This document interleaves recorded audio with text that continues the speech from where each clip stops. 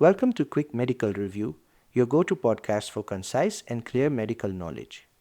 In this episode, we are going to discuss Zollinger-Ellison Syndrome, a rare condition that causes gastric acid hypersecretion, leading to peptic ulcers.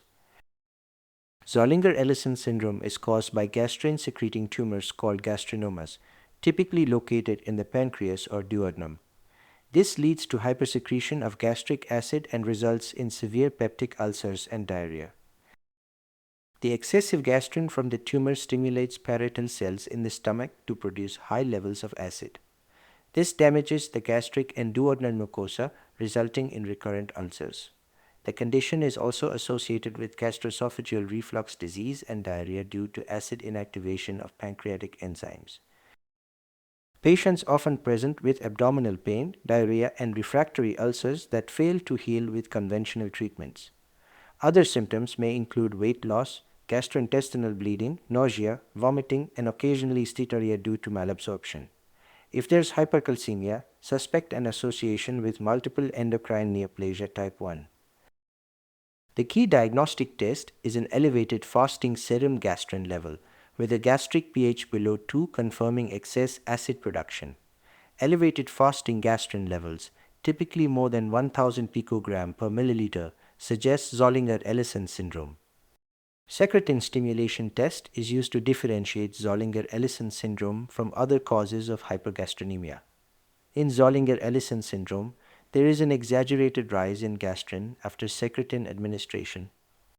Imaging studies like CT scans or somatostatin receptor scintigraphy are used to localize the tumor. Treatment focuses on controlling gastric acid secretion and managing the tumor.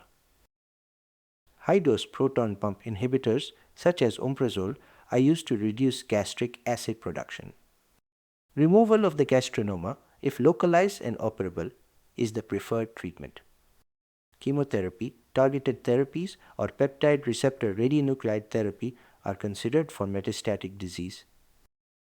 The most serious complication is the metastasis of the gastrinoma, particularly to the liver, which significantly worsens the prognosis. Other complications include perforation, bleeding, stricture formation, and malabsorption.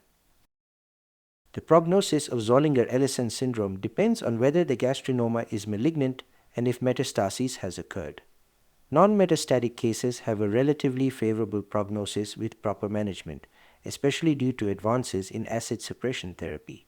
However, metastatic disease, particularly to the liver, is associated with a higher mortality rate. To summarize, Zollinger-Ellison syndrome is a rare but significant condition that results in gastric acid hypersecretion and peptic ulcer disease. Diagnosis hinges on elevated gastrin levels and tumor localization, and management typically involves high-dose proton pump inhibitors and surgical resection. Thank you for tuning in to Quick Medical Review. Stay tuned for our next episode and keep updating your medical knowledge.